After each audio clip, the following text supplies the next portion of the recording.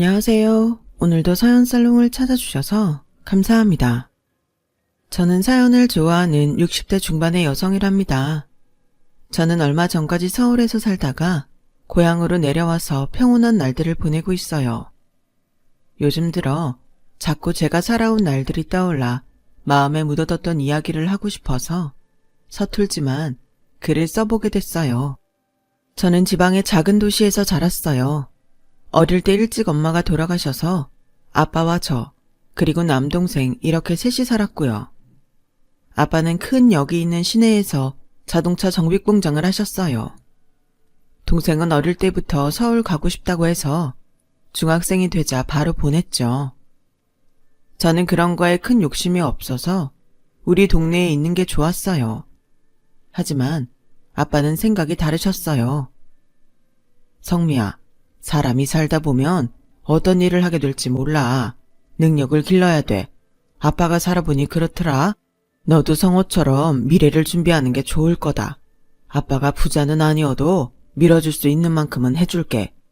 니들 엄마 없어서 힘들게 컸다는 말은 듣지 말아야지. 아빠 말 나도 다 아는데 아직은 뭘 하면 좋을지 잘 모르겠어. 아무튼 아빠 말 명심하고 지금부터 생각해볼게. 라고는 했지만 고등학교 갈 때까지도 저는 진로를 결정하지 못했어요. 공부가 두루두루 재미는 있었고 머리도 나쁘지는 않아서 성적이 떨어지지는 않았어요. 하지만 하고 싶은 게 없어서 적당히 성적에 맞춰서 대학에 가고 그 다음에는 나중에 생각하자 싶었죠. 별 탈 없이 평범한 날들이 계속될 때까지는 그랬어요. 고2 가을 어느 날 학교 수업 시간에 갑자기 담임선생님이 저를 불렀어요. 성미야, 얼른 병원에 가봐라. 아버지가 쓰러지셨다는구나. 네? 왜요? 어디서요? 공장에서 일하다가 갑자기 그랬다나 봐. 저는 바로 시내의 종합병원에 갔고 아버지는 수술 중이었어요.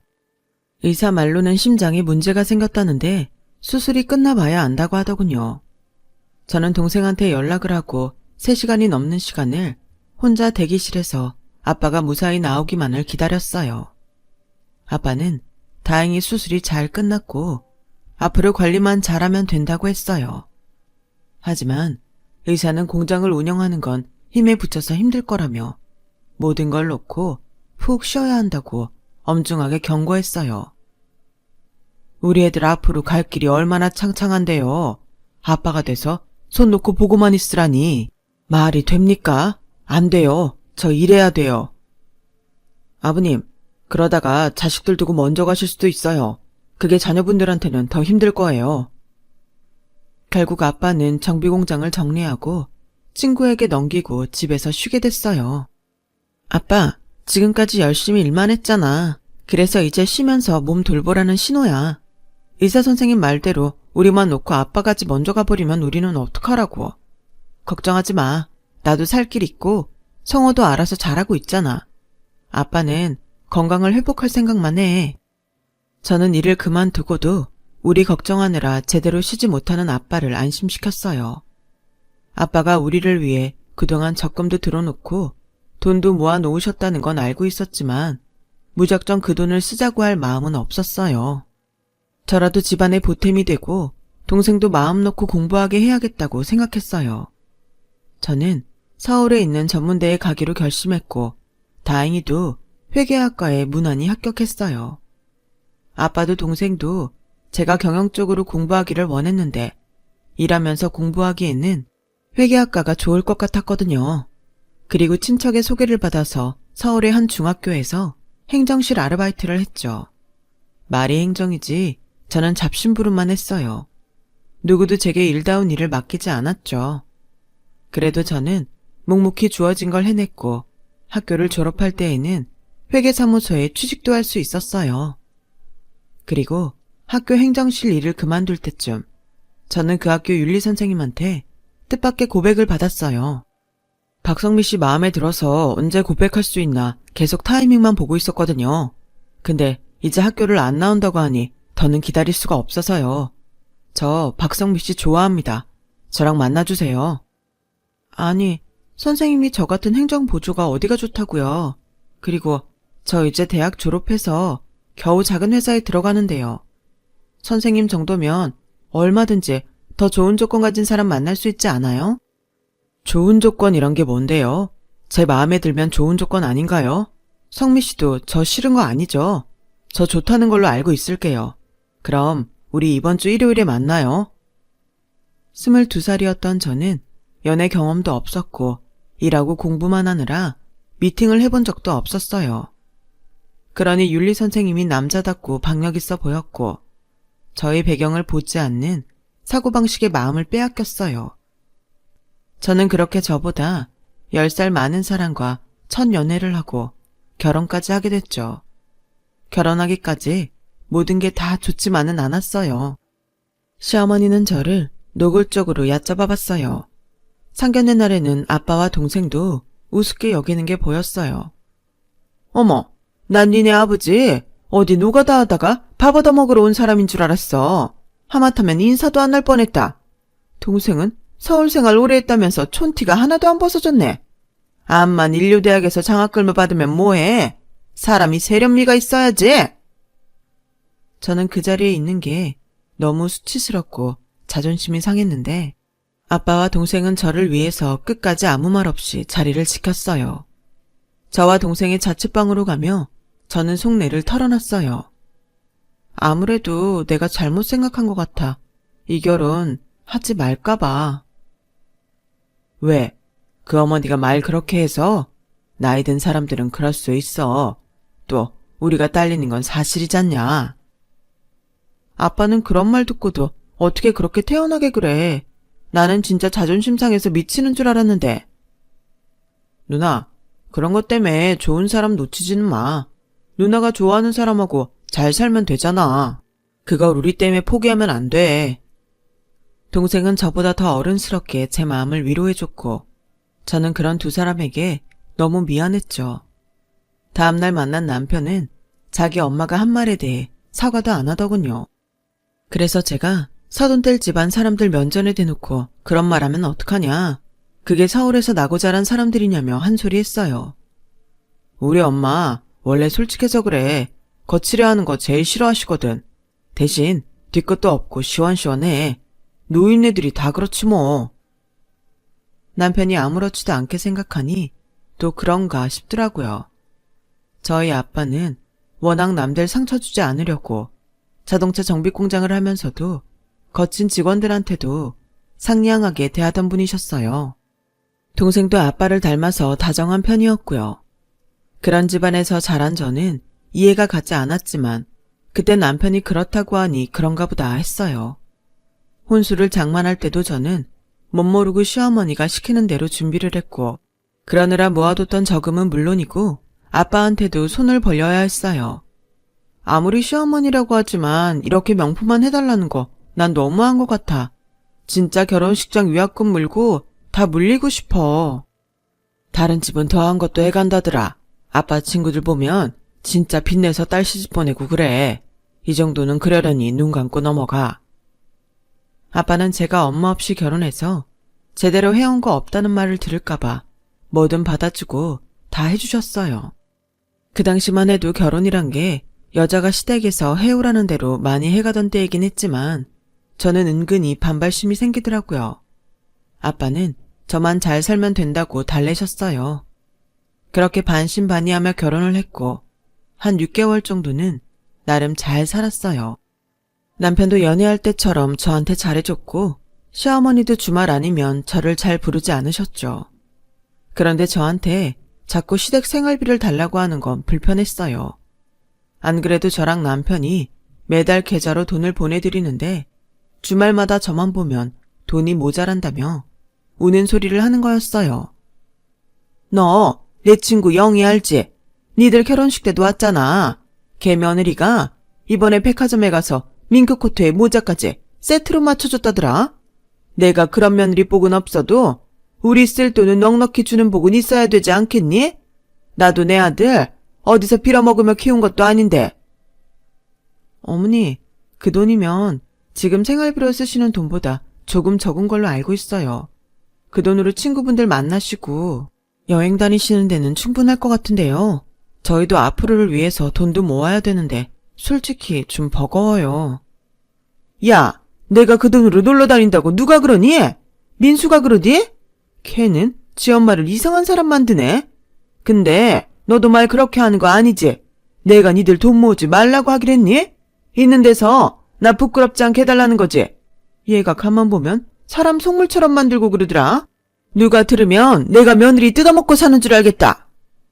시어머니는 불같이 화를 냈고 집에 온 남편은 제게 불평을 했어요. 당신은 가끔 보면 너무 융통성이 없어. 어른이 그런 말하면 생글생글 웃으면서 네 어머니 생각해 볼게요. 이렇게 넘어갈 줄도 알아야지. 나까지 곤란하게 만들고 그래. 처음부터 못하는 건 못한다고 말해야 기대를 안 하시지. 돈 줄 수 있을 것처럼 하다가 안 주면 그게 더 나쁘잖아. 내가 뭘 당신을 곤란하게 해. 내가 당신이랑 어머니 기분까지 생각하면서 없는 말 해야 돼? 그러는 당신네는 왜 내 기분은 생각 안 하는데 왜 나한테는 하고 싶은 말 다 하면서 자기들 마음만 알아달래? 이 조그만 게 어디서 이렇게 따박따박 대들어. 여자가 그러면 집안 사람들 신경 쓰는 게 일이지. 누구더러 자기 기분 안 알아준다고 징징거려. 저는 그 말에 너무 충격을 받았어요. 남편이 저를 그런 식으로 생각하고 있었다는 게 화가 났죠. 제가 너무 화가 나서 며칠 동안 말도 안 하고 있었더니 남편은 그제야 미안하다며 자기가 너무했다고 하더군요. 앞으로는 서로 조심하자고 하면서요. 그때는 저도 알겠다고 하고 넘어갔어요. 시어머니는 제가 가진 것 없는 집 딸이라고 무시하셨지만 그래도 심하게 시집살이를 시키지는 않았는데 제가 남편보다 돈을 더 잘 벌기 때문이었어요. 네가 다른 건 없어도 돈복은 있나 보다. 네가 집에 들어오고 돈 걱정은 해보질 않네. 시어머니는 제가 돈 가지고 남편 기죽일까봐 은근히 신경 쓰면서도 저한테 용돈을 못 받을까봐 그런지 눈치를 보긴 했어요. 그럭저럭 결혼하고 1년이 넘었고 저는 아이를 갖게 됐어요. 10주 차에 접어들었을 때 알게 됐는데요. 그전부터 남편이 많이 늦기 시작하더군요. 아이가 생겨서 좋다면서도 입시랑 애들 진로 상담 때문에 바쁘다고 새벽에 들어오기도 하고 아예 집에 오지 않기도 했어요. 시어머니도 그전에는 애가 생기기를 바라던 눈치더니 막상 제가 아이를 가졌다고 하니 시큰둥 하시더라고요. 지금 가지면 낳을 때 더워서 고생 좀 하겠다. 그런 걸 계산해보지 그랬니? 넌 친정엄마도 없는데 산후조리도 어떻게 할지 생각해 봤어야지. 나 고생시킬 생각은 마라. 회사도 바빠서 야근이 많아졌는데 남편이랑 시어머니까지 저러니 서글펐어요. 정말 친정엄마 없는 서름이 이런 거구나 싶어서 혼자서 울기도 많이 울었네요. 하루는 거래처를 다녀오는데 낯익은 사람이 보였어요. 바로 남편이었어요. 저는 남편을 부르려다가 옆에 있는 여자를 보고 그 자리에서 얼어버리고 말았죠. 아유, 우리 예쁜 사모님 힘들어서 어째. 조심조심 내 손 잡아 얼른. 보니까 두 사람이 나온 곳은 산부인과였어요. 내가 잘못 본 게 아닐까? 정말 한참을 그 자리에 서서 확인하고 또 확인했어요. 두 사람은 택시가 오자 타고 가버렸고 저는 그대로 있을 수 없어서 산부인과에 가봤어요. 좀 전에 택시 타고 가신 분들 여기 다녀요. 우리 친척인데 임신한 걸 몰라서 혹시 맞으면 깜짝 선물이라도 주려고요. 아, 좀 전에 나가신 이선영 산모랑 남편분이요? 맞아요. 지금 12주차 되셨어요. 라고 순순히 얘기해주는 접수대 간호사의 말에 정말이지 까무라칠 뻔했어요. 그날 밤 남편이 집에 오고 저는 낮에 본 걸 얘기했어요. 당신 지금 뇌 뒤밟고 다닌 거야? 그런 사람이었어? 누가 뒤를 밟았다고 그래? 거기 거래처 있는 동네야. 당신하고 웬 여자가 산부인과 나와서 택시 타고 갔잖아. 원래는 천천히 얘기할 생각이었는데 이렇게 된 거 어쩔 수 없네. 나 다른 여자 만나고 있어. 1년 좀 안 됐어. 10달쯤 됐나? 그럼 나랑 결혼하고부터 만났다는 거잖아. 그 여자는 당신 유부남인 거 알아? 처음엔 몰랐는데 내가 헤어지려고 하니까 울면서 잡더라. 내가 애 아빠여도 상관없대. 솔직히 까놓고 말해서 너랑 니네 집에 너무 실망했어. 아무리 없이 산다고 그렇게 후줄근할 줄 누가 알았겠냐고. 너 나이 어리다는 거 빼고 장점이 없잖아. 수준이 안 맞아서 친구들 모임 가는 것도 쪽팔려. 그건 너도 알지? 이렇게 뻔뻔하고 당당하더니 내가 알던 그 남자가 맞나 싶었어요. 학교에서 윤리를 가르친다는 사람이 결혼하고부터 계속 자기 아내를 속여왔다는 것도 억장이 무너졌어요. 시댁에도 그 여자가 아이를 가진 다음에 인사했다더군요. 모두 짜고서 저를 바보로 만들었던 거예요. 네가 다 알았다니 복잡할 것도 없겠네. 우리는 너한테서 낳은 핏줄 하나도 안 반갑다. 아직 초기니까 알아서 지울래? 애가 없어야 깨끗하게 헤어지지. 어머니, 아무리 제가 마음에 안 들어도 민수 씨 아이예요. 어머니 손주라고요. 어떻게 그런 말씀을 아무렇지도 않게 하세요? 니네 핏줄 섞여서 나오는 애가 뭐 좋을 게 있겠어? 우리 집안 물만 흐리지. 그리고 그 애가 민수 아이라는 증거는 있니? 너 야근한다고 어디서 무슨 짓을 했을지 어떻게 알아? 그렇게 막말하는 건 아니죠. 이제 이판사판이다 이거예요? 어머니 아들이 바람피니까 다 그렇게 보이세요? 얘가 어디다 대고 눈부라리고 말대답이야. 거기에 우리 민수를 왜 집어넣어? 민수가 오죽하면 그랬겠니? 네 행실이 칠칠치 못하니까 그런 거 아니겠어? 아, 예, 그러세요. 당신 아들을 행실이 발라서 그따위로 살았네요. 저 이대로 못 넘어가요. 그 사람 학교에 다 까발리고 얼굴도 못 들고 다니게 할 거예요. 어디 해볼 수 있으면 해봐. 나는 가만히 있을 것 같니? 니네 회사에 너 가정 내팽개치고 딴 남자랑 놀아놨다고 가서 깽판 칠 거야. 내가 못할 것 같아? 난 내 자식 위해서라면 더한 것도 해. 라며 말도 안 되는 억지를 쓰며 제 어깨를 몇 번이고 밀쳤어요. 너무 억울하고 기가 막혀서 며칠을 잠도 못 자다가 저는 결국 아이를 유산하고 말았어요. 몸이 약해진 상태에서 일하는 것도 무리였는데 정신적 충격을 받았으니 버티질 못한 거죠. 그런데 더 기가 막힌 건 제가 병원에 있는 사이에 남편이 세간살이를 싹 빼서 어디론가 사라진 거였어요. 정말 집만 덜렁 남겨두고 모든 걸 다 가져가 버렸더군요. 남편 학교로 찾아갔지만 이미 경비실에 얘기를 해둬서 제가 학교에 발도 들이지 못하게 했어요. 의부증에 걸려서 남편 괴롭히다가 이혼하고도 정신 못 차린 여자로 만들었더라고요. 저는 너무 큰 충격을 받아 회사도 그만두고 고향으로 내려가서 한동안 은둔하며 지냈어요. 아빠와 동생이 전부 잊고 다시 시작하자고 매일 위로했지만 제 귀에는 들리지도 않았죠. 그렇게 2년 3년 시간을 보냈고 저는 시내에 있는 부동산에서 일을 시작했어요. 일이라고 하기에는 간단한 매출 정리와 커피 심부름이 다였어요. 거기에 들어가게 된 것도 우연히 지나가다 힘들어 그 앞에서 쉬게 됐는데 사장님이 커피나 한잔 하고 가라며 절 부른 게 인연의 시작이었어요. 사장님은 인상이 푸근하고 나이가 지긋한 아주머니였는데 산전수전 다 겪어서 그런지 좋은 말도 많이 해주시고 마음이 편해지더라고요. 그때부터 저는 괜히 그 부동산에 들락거리게 됐고 그러다가 사장님이 이렇게 올 거 아예 자기를 도와달라고 하셨어요. 저는 거기에서 일을 하면서 어떤 부지를 사야 되는지 어떤 집을 언제 사고 파는지 어깨너머로 배우면서 부동산에 대해 조금씩 배웠어요. 성미야, 이거 봐. 여기 이 땅 어떻게 될 것 같니?